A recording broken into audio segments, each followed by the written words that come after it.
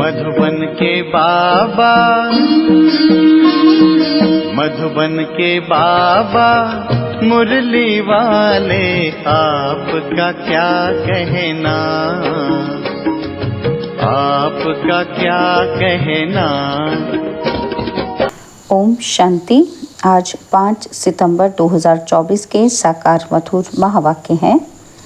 आज मीठे मीठे बाप दादा बोले, मीठे बच्चे, तुम्हें यहाँ प्रवृत्ति मार्ग का लव मिलता है, क्योंकि बाप दिल से कहते हैं मेरे बच्चे, पाप से वर्षा मिलता है, ये लव देहधारी गुरु नहीं दे सकते। बाबा ने कहा, मीठे बच्चे, तुम्हें यहाँ प्रवृत्ति मार्ग का लव मिलता है, क्योंकि बाप दिल से कहते हैं, क्या कहते हैं, मेरे बच्चे, वर्षा बाप से मिलता है, ये लव देहधारी गुरु नहीं दे सकते। बाबा ने आज प्रश्न पूछा कि जिन बच्चों की बुद्धि में ज्ञान की धारणा है, श्रूड बुद्धि हैं, उनकी निशानी क्या होगी। तो उत्तर में बाबा ने समझाया कि उन्हें दूसरों को सुनाने का शौक होगा, उनकी बुद्धि मित्र संबंधियों आदि में भटकेगी नहीं। श्रूड बुद्धि जो होते हैं वह पढ़ाई में कभी उबासी आदि नहीं लेंगे, स्कूल में कभी आंख बंद करके नहीं बैठेंगे। जो बच्चे तवाई होकर बैठते, जिनकी बुद्धि इधर उधर भटकती रहती, वह ज्ञान को समझते ही नहीं। उनके लिए बाप को याद करना बड़ा मुश्किल है। ओम शांति। यह है बाप और बच्चों का मेला, गुरु और चेले अथवा शिष्यों का मेला नहीं है। इन गुरु लोगों की दृष्टि रहती है कि ये हमारे शिष्य हैं अथवा फॉलोअर्स व जिज्ञासु हैं, तो दृष्टि हल्की हो गई ना, तो वह उस दृष्टि से ही देखेंगे, आत्मा को नहीं। वह देखते हैं शरीरों को, और वो चेले भी देह अभिमानी होकर बैठते हैं, उनको अपना गुरु समझते हैं। दृष्टि ही वह रहती है कि ये हमारा गुरु है, गुरु के लिए रिगार्ड रखते हैं। लेकिन यहाँ तो बहुत फर्क है। यहाँ बाप ही बच्चों का रिगार्ड रखते हैं, जानते हैं कि इन बच्चों को पढ़ाना है। यह सृष्टि चक्र कैसे फिरता है, बेहद की हिस्ट्री ज्योग्राफी बच्चों को समझानी है। उन गुरुओं के दिल में बच्चों का लव नहीं होगा। बाप के पास तो बच्चों का बहुत लव रहता है, और बच्चों का भी बाप पर लव रहता है। तुम जानते हो, बाबा तो हमको सृष्टि चक्र का ज्ञान सुनाते हैं। वह क्या सिखाते हैं? आधा कल्प शास्त्र आदि सुनाते, भक्ति के कर्म कांड करते, गायत्री संध्या आदि सिखाते रहते हैं। यह तो बाप आया हुआ है, अपना परिचय दे रहे हैं। हम बाप को बिल्कुल नहीं जानते थे, सर्वव्यापी ही कह देते थे। कभी भी पूछो कि परमात्मा कहाँ है, तो झट कहेंगे वह तो सर्वव्यापी है। तुम्हारे पास मनुष्य जब आते हैं तो पूछते हैं कि यहाँ क्या सिखाया जाता है। बोलो, हम राजयोग सिखाते हैं, जिससे तुम मनुष्य से देवता अर्थात राजा बन सकते हो। और कोई सत्संग ऐसा नहीं होगा जो कहे कि हम मनुष्य से देवता बनने की शिक्षा देते हैं। देवताएं होते हैं सतयुग में, कलयुग में है मनुष्य। अब हम तुमको सारे सृष्टि चक्र का राज समझाते हैं, जिससे तुम चक्रवर्ती राजा बन जाएंगे, और फिर तुमको पावन बनने की बहुत अच्छी युक्ति बताते हैं। ऐसी युक्ति कभी कोई समझा न सके। यह है सहज राजयोग। बाप है पतित पावन, वह सर्वशक्तिमान भी है, तो उनको याद करने से ही पाप भस्म होंगे, क्योंकि योग अग्नि है ना, तो यहाँ नई बात सिखलाते हैं। यह ज्ञान मार्ग है। ज्ञान सागर एक ही बाप होता है, ज्ञान और भक्ति अलग अलग हैं। ज्ञान सिखाने के लिए बाप को आना पड़ता है, क्योंकि वही ज्ञान का सागर है। वह खुद आकर अपना परिचय देते हैं कि मैं सबका बाप हूँ। ब्रह्मा द्वारा सारी सृष्टि को पावन बनाता हूँ। पावन दुनिया है सतयुग, पतित दुनिया है कलयुग। तो सतयुग आदि, कलयुग अंत का ये है संगम युग। इसको लीप युग कहा जाता है। इसमें हम जंप मारते हैं। कहाँ? पुरानी दुनिया से नई दुनिया में जंप मारते हैं। वह तो सीढ़ी से आहिस्ते आहिस्ते नीचे उतरते आए, और यहाँ तो हम छीछी दुनिया से नई दुनिया में एकदम जंप मारते हैं, सीधा चले जाते हैं ऊपर। पुरानी दुनिया को छोड़ हम नई दुनिया में जाते हैं। यह है बेहद की बात। बेहद की पुरानी दुनिया में ढेर मनुष्य हैं और नई दुनिया में तो बहुत थोड़े मनुष्य होते हैं जिसको स्वर्ग कहा जाता है। वहाँ सब पवित्र रहते हैं। कलयुग में है सब अपवित्र। अपवित्र रावण बनाते हैं। यह तो सबको समझाते हैं कि अब तुम रावण राज्य अथवा पुरानी दुनिया में हो। असल में राम राज्य में थे जिसको स्वर्ग कहा जाता था, और फिर कैसे 84 का चक्र लगाकर नीचे गिरे हो। सो तो हम बता सकते हैं। जो अच्छे समझदार होंगे वो झट समझेंगे, जिसको बुद्धि में नहीं आएगा वो तो तवाई के मिसल इधर उधर देखते रहेंगे, अटेंशन से सुनेंगे ही नहीं। कहते हैं ना, तुम तो जैसे तवाई हो।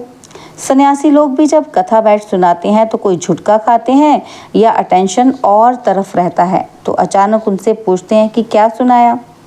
तो बाप भी सबको देखते रहते हैं कि कोई तवाई तो नहीं बैठे हैं। अच्छे श्रूड बच्चे जो होते हैं वह पढ़ाई में कभी उबासी आदि नहीं लेंगे। स्कूल में कभी कोई आंखें बंद करके बैठे ये तो कायदा ही नहीं। कुछ भी ज्ञान को समझते नहीं। बाप को याद करना उन्हों के लिए बड़ा मुश्किल है, फिर पाप कैसे कटें। श्रूड बुद्धि तो अच्छी रीति से धारण कर औरों को सुनाने का शौक रखते हैं। ज्ञान नहीं है तो बुद्धि मित्र संबंधियों की तरफ भटकती रहती है। यहाँ तो बाप कहते हैं और सब कुछ भूल जाना है, पिछाड़ी में कुछ भी याद ना आए। बाबा ने सन्यासी आदियों को देखा हुआ है कि जो पक्के ब्रह्म ज्ञानी होते हैं सवेरे ऐसे बैठे बैठे ब्रह्म महतत्व को याद करते करते शरीर छोड़ देते हैं। उनके शांति का प्रवाह बहुत होता है। अब वह ब्रह्म में लीन तो हो न सके, फिर भी माता के गर्भ से जन्म लेना पड़ता है। बाप ने समझाया है कि वास्तव में महात्मा तो श्री कृष्ण को कहा जाता है। मनुष्य तो बिगर अर्थ समझे ऐसे ही कह देते हैं।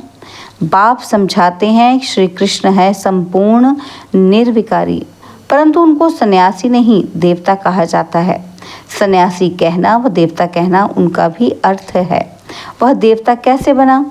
सन्यासी से देवता बना। बेहद का सन्यास किया फिर चले गए दुनिया में।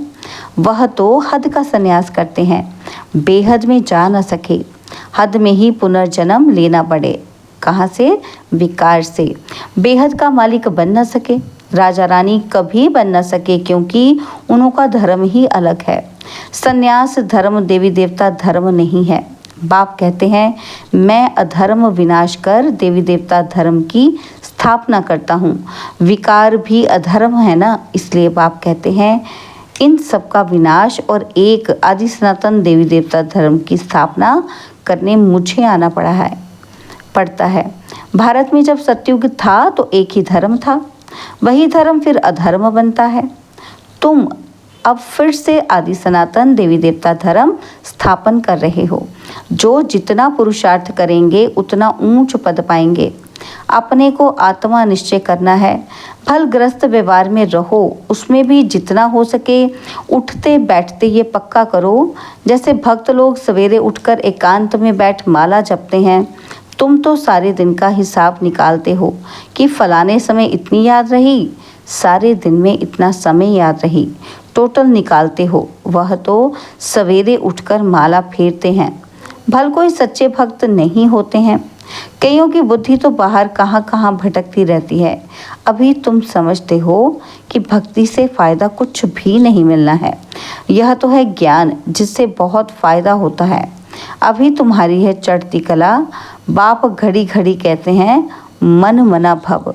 गीता में भी अक्षर हैं, परंतु उसका अर्थ कोई भी सुना नहीं सकेंगे, जवाब देने आएगा ही नहीं। वास्तव में उसका अर्थ लिखा हुआ भी है कि अपने को आत्मा समझ, देह के सब धर्म छोड़, माँ में कम याद करो। भगवानुवाच है ना, परंतु उनकी बुद्धि में है श्री कृष्ण भगवान। वह तो देहधारी पुनर्जन्म में आने वाला है ना, तो उनको भगवान कैसे कह सकते हैं। तो सन्यासी आदि किसी की भी दृष्टि बाप और बच्चों की नहीं हो सकती है। भल गांधी जी को बापूजी कहते थे, परंतु बाप बच्चे का संबंध नहीं कहेंगे। वह तो फिर भी साकार हो गया ना। तुमको तो समझाया है कि अपने को आत्मा समझो। इसमें जो बाप बैठा है वह है बेहद का बापूजी। लौकिक और पारलौकिक दोनों बाप से वर्षा मिलता है। बापूजी से तो कुछ भी नहीं मिला। अच्छा, भारत की राजधानी वापस मिली, परंतु वह वर्षा तो नहीं कहेंगे, सुख मिलना चाहिए ना। वर्षे होते ही दो हैं, एक हद के बाप का और दूसरा बेहद के बाप का। ब्रह्मा से भी कोई वर्षा नहीं मिलता है, भल सारी प्रजा का वह पिता है। उनको कहते हैं ग्रेट ग्रेट ग्रैंडफादर। वह खुद कहते हैं कि मेरे से तुमको कुछ भी वर्षा नहीं मिलता, जबकि यह खुद कहते हैं कि मेरे से वर्षा नहीं मिल सकता, तो उस बापूजी से फिर क्या वर्षा मिल सकेगा? कुछ भी नहीं। अंग्रेज तो चले गए, अभी क्या है? भूख हड़ताल, पिकेटिंग, स्ट्राइक आदि होती रहती है। कितनी मारामारी होती है, कोई का डर नहीं है। बड़े बड़े ऑफिसर्स को भी मार देते हैं। सुख के बजाय और दुख है। तो पहले की बात यहाँ ही है। बाप कहते हैं पहले तो ये निश्चय पक्का करो कि हम आत्मा हैं, शरीर नहीं। बाप ने हमको एडॉप्ट किया है, हम एडॉप्टेड बच्चे हैं। तुमको समझाया जाता है बाप ज्ञान का सागर आया है और सृष्टि चक्र का राज समझाते हैं, दूसरा कोई समझा न सके। बाप कहते हैं देह सहित देह के सब धर्मों को भूल माम एकम याद करो। सतो प्रधान जरूर बनना पड़ेगा। यह भी जानते हो कि पुरानी दुनिया का विनाश तो होना ही है और नई दुनिया में बहुत थोड़े होते हैं। कहाँ इतनी करोड़ों आत्माएं और कहाँ 9 लाख। इतने सब कहाँ जाएंगे? अब तुम्हारी बुद्धि में है कि हम सब आत्माएं ऊपर में थी और फिर यहाँ आई हैं पार्ट बजाने। आत्मा को ही एक्टर कहेंगे। आत्मा एक्ट करती है इस शरीर के साथ।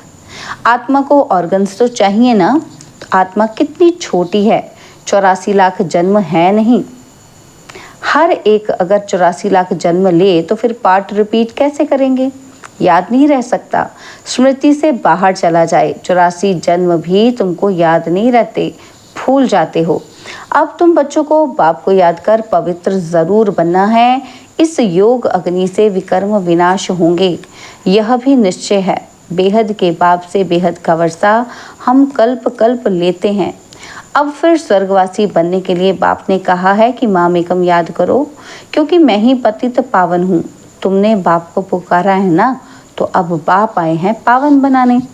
पावन होते हैं देवता और पतित होते हैं मनुष्य। पावन बनकर फिर शांति धाम में जाना है। तुम शांति धाम जाना चाहते हो या सुख धाम आना चाहते हो? सन्यासी तो कहते हैं कि सुख कागविष्टा के समान है, हमको शांति चाहिए। तो वो सत्युग में कभी आ नहीं सकेंगे। सत्युग में था प्रवृत्ति मार्ग का धर्म। देवताएं निर्विकारी थे, वही पुनर्जन्म लेते लेते पतित बनते हैं। अब बाप कहते हैं निर्विकारी बनना है, स्वर्ग में चलना है, तो मुझे याद करो, तो तुम्हारे पाप कट जाएं, पुण्य आत्मा बन जाएंगे, फिर शांति धाम सुख धाम में जाएंगे। वहाँ शांति भी थी, सुख भी था, अभी है दुख धाम। फिर बाप आकर सुख धाम की स्थापना करते हैं। दुख धाम का विनाश चित्र भी सामने है। बोलो अभी तुम कहाँ खड़े हो? अभी है कलयुग का अंत, विनाश सामने खड़ा है, बाकी जाकर थोड़ा टुकड़ा रहेगा। इतने खंड तो वहाँ होते नहीं। यह सब वर्ड की हिस्ट्री ज्योग्राफी बाप ही बैठ समझाते हैं। यह पाठशाला है। भगवान उवाच, पहले पहले बाप का परिचय देना पड़ता है। अभी कलयुग है, फिर सतयुग में जाना है। वहाँ तो सुख ही सुख होता है। एक को याद करना, वह है अव्यभिचारी याद। शरीर को भी भूल जाना है। शांति धाम से आए हैं, फिर शांति धाम में जाना है। वहाँ पतित कोई जा न सके। बाप को याद करते करते पावन बन तुम मुक्ति धाम में चले जाएंगे। ये अच्छी रीति बैठ समझाना पड़ता है। आगे इतने सब चित्र थोड़े ही थे। बिगर चित्र भी नटशल में समझाया जाता था। इस पाठशाला में मनुष्य से देवता बन जाना है। यह है नई दुनिया के लिए नॉलेज। वह बाप ही देंगे ना, तो बाप की दृष्टि रहती है बच्चों पर। हम आत्माओं को पढ़ाते हैं, तुम भी समझाते हो कि बेहद का बाप हमको समझाते हैं। उनका नाम है शिव बाबा। सिर्फ बेहद का बाबा कहने से भी मूंझ जाएंगे, क्योंकि बाबाएं भी बहुत हो गए हैं। म्यूनिसिपैलिटी के मेयर को भी कहते हैं बाबा। बाप कहते हैं मैं इसमें आता हूँ, तो तुम भी आता हूँ, तो भी मेरा नाम शिव ही है। मैं इस रथ द्वारा तुमको नॉलेज देता हूँ। इनको अडॉप्ट किया है, इनका नाम रखा है प्रजापिता ब्रह्मा। इनको भी मेरे से वर्षा मिलता है। अच्छा, मीठे मीठे सिकिलते बच्चों प्रति माता पिता बाप दादा का याद प्यार और गुड मॉर्निंग। रूहानी बाप की रूहानी बच्चों को नमस्ते। हम रूहानी बच्चों की रूहानी बाप दादाजी को दिलवा जान सिखवा प्रेम से नमस्ते। ओम शांति। प्यारे बाबा, मीठे बाबा, मेरे बाबा, शुक्रिया बाबा, शुक्रिया बाबा, शुक्रिया। धारणा के लिए मुख्य सार है। पहला पॉइंट है, अभी पुरानी दुनिया से नई दुनिया में जंप देने का समय है, इसलिए इस पुरानी दुनिया से बेहद का संन्यास करना है, इसे बुद्धि से भूल जाना है। और सेकंड पॉइंट है, पढ़ाई पर पूरा टेंशन देना है। स्कूल में आंखें बंद करके बैठना ये कायदा नहीं है। ध्यान रहे पढ़ाई के समय बुद्धि इधर उधर ना भटके, उबासी ना आए, जो सुनते जाएं वो धारण होता जाए। बाबा ने आज वरदान दिया कि रूहानी नशे द्वारा पुरानी दुनिया को भूलने वाले स्वराज्य स्वविश्व अधिकारी भव। रूहानी नशे द्वारा पुरानी दुनिया को भूलने वाले स्वराज्य स्वविश्व राज्य अधिकारी भव। संगम युग पर जो बाप के वर्षे के अधिकारी हैं वही स्वराज्य और विश्व राज्य अधिकारी बनते हैं। आज स्वराज्य है, कल विश्व का राज्य होगा। आजकल की बात है, ऐसी अधिकारी आत्मा रूहानी नशे में रहती है और नशा पुरानी दुनिया सहज भुला देता है। अधिकारी कभी कोई वस्तु के, व्यक्ति के संस्कार के अधीन नहीं हो सकते। उन्हें हद की बातें छोड़नी नहीं पड़ती, स्वतः छूट जाती हैं। स्लोगन है, हर सेकंड, हर श्वास, हर खजाने को सफल करने वाले ही सफलता मूर्त बनते हैं। हर सेकंड, हर श्वास, हर खजाने को सफल करने वाले ही सफलता मूर्त बनते हैं।